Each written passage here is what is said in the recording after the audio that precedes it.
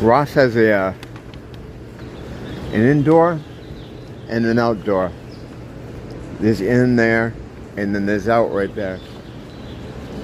A good portion, not like half, not even a quarter really, but a noticeable amount of people are always trying to come in through the outdoor and out through the indoor. They're like Led Zeppelin or Prince. It's one or the other. I was watching this, just came across this YouTuber. And the name of his video caught my eye. I forget what it was exactly, but it was something about his health problems, his new health problems. I'd never seen this guy before. But you see a lot of these now. YouTubers that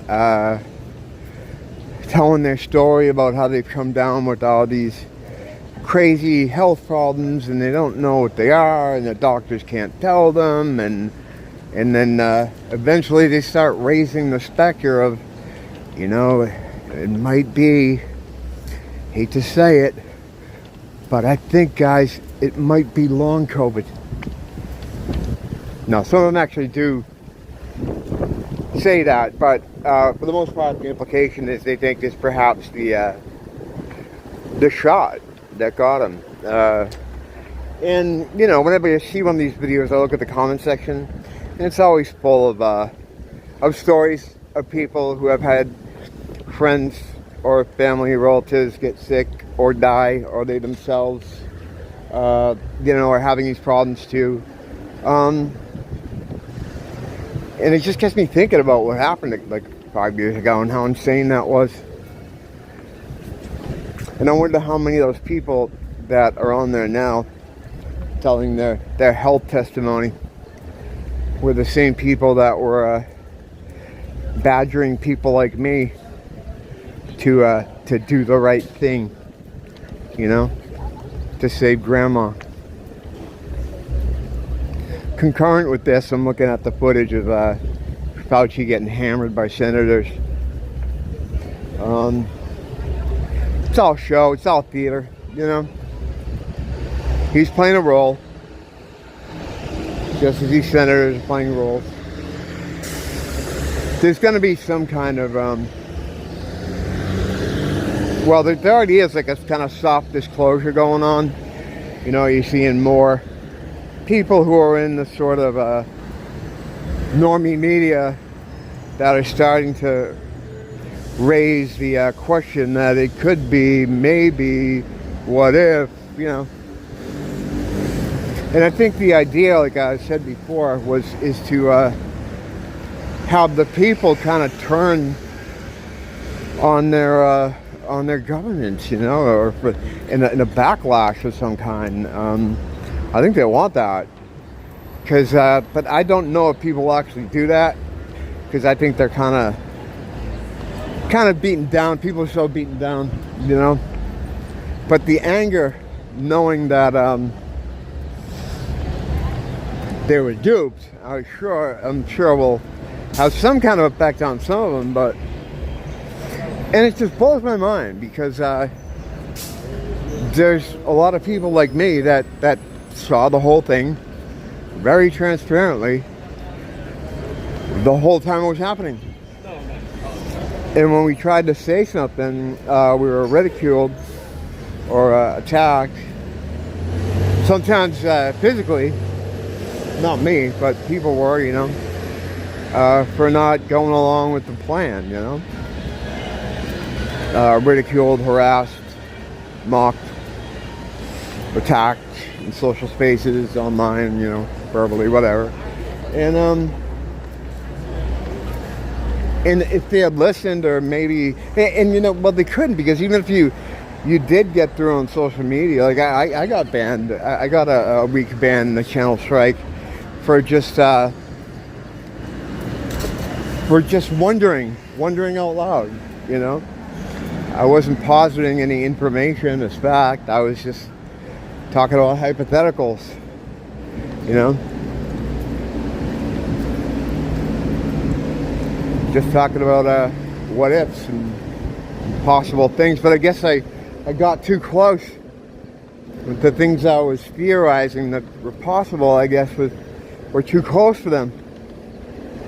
And when they banned me for medical misinformation, I was like, shit, I wasn't aware I was talking about medical information. These are things I was just thinking of as possibilities or what ifs, but thanks for confirming it for me. And yeah, we watched it happen, and it was that fucking train meme that, you know, you can only watch because you saw it coming from a mile away. The very early days, being online and seeing these WebMDs, these video clips of people collapsing in China, you know, these different people falling down in grocery stores or passing out in restaurants, and I'm like, wow, my first thoughts were, did they release some kind of bioweapon? That's possible. Did something get out, get loose? But it didn't take long, maybe a day or two, before I started to really scrutinize all this video. And it became very clear that these were staged events. You know, a guy would fall down and he'd be freaking out, and people around him would just keep walking by. Well, I mean, they do that in China anyway. People run people over and they just walk by. But I mean, to be in a restaurant and some guy would just be having this freak out, and just people would just like kind of laughing or looking at him. It's just, they're all staged, right? So I'm like, well, they want us to think that there's something out there, and they want us to think there's something out there, so maybe then they can, you know, maybe use some draconian rules, like maybe they want to do martial law, which basically they ended up doing, you know, lockdowns. But I'm like, so why else would they want us to think there's something out there? And then right away, I was like, oh, I know what they're going to do. I know what they're going to do. They're going to say this thing is out there, and you have to get protected from it. Now, evil can't just, this is spiritual war. So they have rules, and all the rules are on the evil side. And there's no rules on side good. God has no rules. God has no contracts. You don't have to do anything. You don't have to, you know, jump through any hoops to get to God. He's right there. He wants to talk to you. You have just as much access to him as anyone.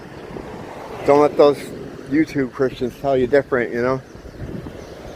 Yes, even a lowly person like you don't have to go kiss somebody's ass and get into take a test for scripture and do this and that and listen to this guy and then this, fuck all that stuff. You don't need any of that. You just, God's right there. He wants to talk to you. You know him better than probably all these people that are telling you to do all these things. But evil, right? They're all terms and conditions. They're all contracts. You have to do it to yourself, right? They can't just come along and stick the thing in you. They can't put it in your arm. You have to choose it. You have to go to them and ask for it. That's how all this stuff works. Everything they do works that way. You have to do it to yourself, and they have to show you what they're trying to do. They have to telegraph to you in some way what they plan to do or what they've set up for you if you choose to walk into it. So it was like immediately.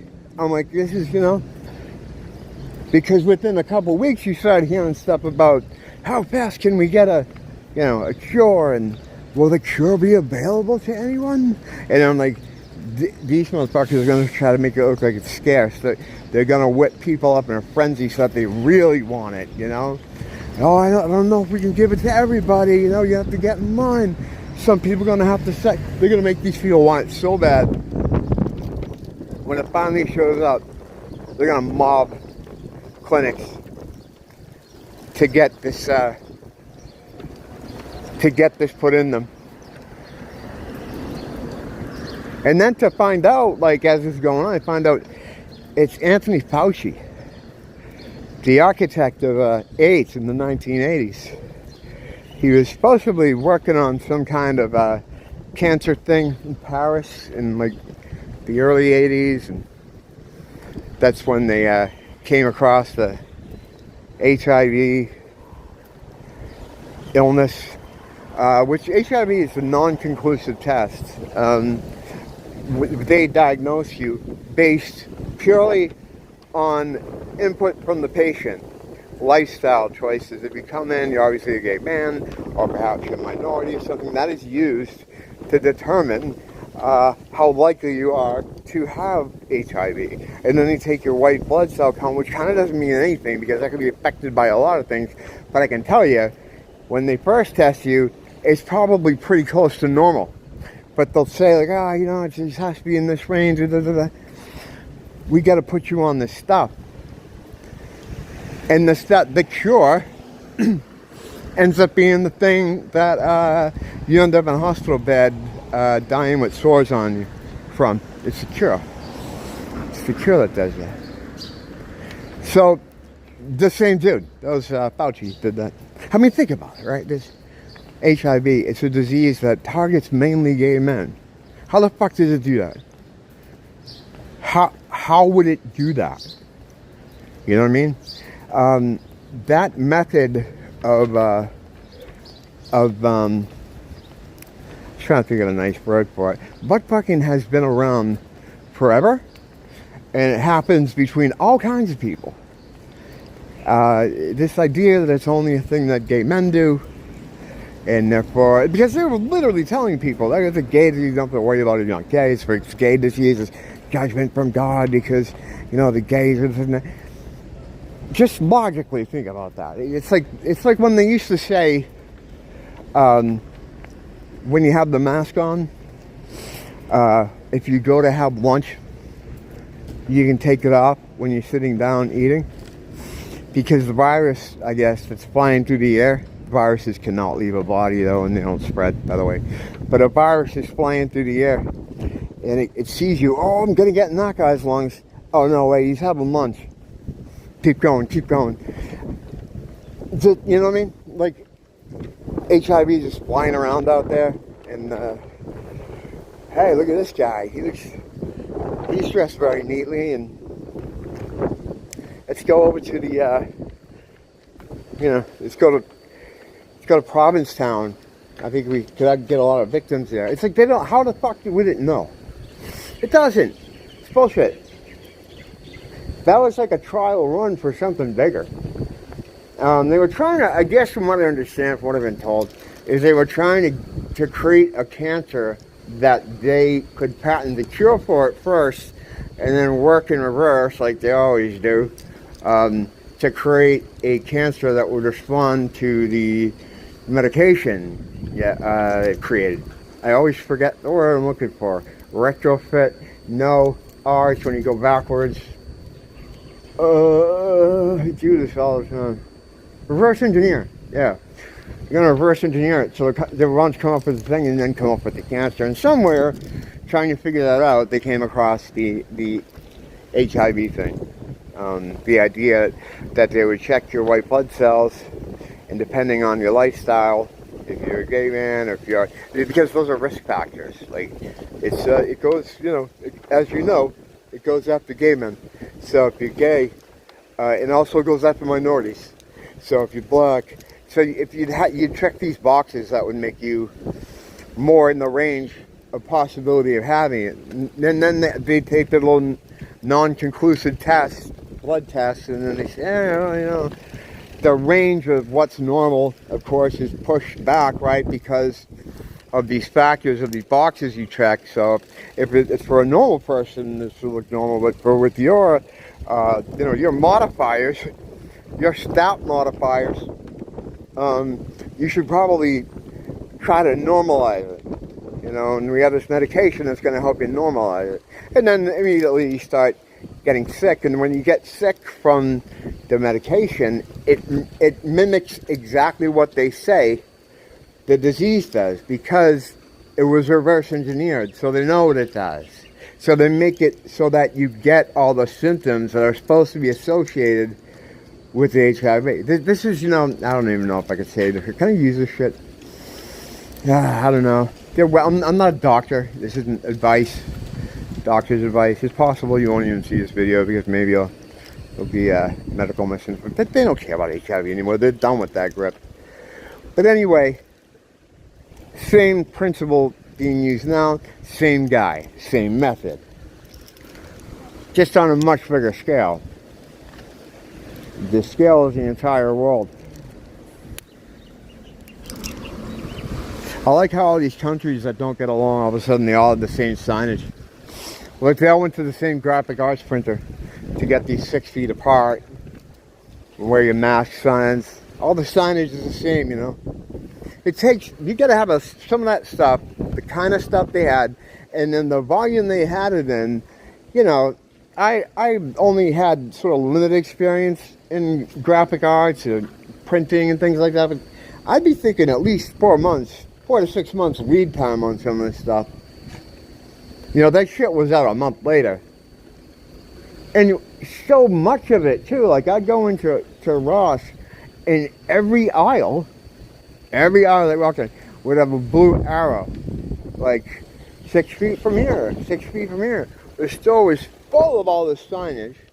These glass, these plastic panes that would go in front of the fucking cash register. All this shit, all these signs. If it was that bad, they would just close things. They wouldn't open anything up. You know, think of the cost on all this stuff. Now, these corporations don't like to spend money. But they were all lockstep and throwing a lot of money at all this signage and this shit, right? Take a walk in this Schizo Garage. Haven't done anything for me in a while.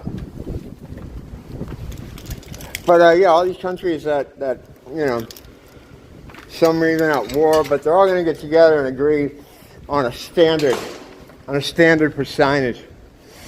Yep, 6 feet apart, everybody. You know, this time for that, you have to wear this a certain way. They all went in together on it. Kind of like when they didn't want anyone to go to Antarctica anymore, so they signed that treaty. Almost every nation on Earth got together and said, yeah, we no one go there. All right, we got to go back to fighting now with each other. But some people still don't see this. They can't. They're looking right at it, but they can't see it. That's the veil, you know. It's the veil.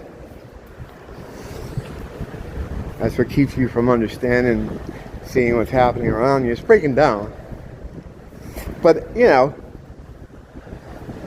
I'm a high school dropout. Twice. I got kicked out. Well, I didn't drop out. I wasn't quitting. My parents wouldn't let me quit. I got kicked out. Twice. Junior year, came back for the next junior year, they kicked me out again. But you know what? GED is the same thing as high school diploma. You can get into community college with it. I got to get the GED. So I finally got the GED. Now it's the end of school. But, you know, I'm not like a Mensa member. Yet I knew exactly what was going on. And over time, it's being revealed that I was correct, me and a lot of other people.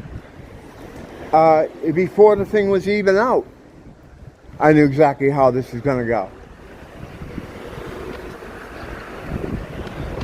And when I started yapping about it, I got a ban from YouTube. Hated on by people. You know, attacked. Selfish. You're selfish. You don't care about people. If I thought there was something in the air, like for real, I'm telling you, not even fucking up. If I thought there was something in the air, I would wear some kind of face covering. Even if it was bullshit like the stuff we had, just to make like old people feel better. You know? But knowing it was bullshit just made me mad about it. I'd wear it in stores, of course, because you couldn't go in without one. You know, sometimes come into my building when there's old people and I put it on. Because they don't know. They think all this shit's real. But watched it happen. Watch people die. Watch kids die. Genocide. Millions of people. Still happening. I literally could have saved someone's life if they had the chance to get the information. I'm not like I had the whole, but at least if I put a seed there, or at least say, hey, maybe you should look at this. But I wasn't allowed to even say that, or shout it down by all these people that are now have these mysterious medical conditions, and it's fucking mental, dude. Just think of that whole scenario. What happened there? I'm a high school dropout group over here in a condo at the beach, and I knew exactly what was going on every step of the way, and so to love other people. It wasn't like hard to see. Like for me, it was like, dude, how can you not? It's right there. They're playing you. This is very. I mean, and no one saw that. Or very few saw it. That was the origins of my robot theory, which isn't really my robot theory since time's gone on. I've come to find out,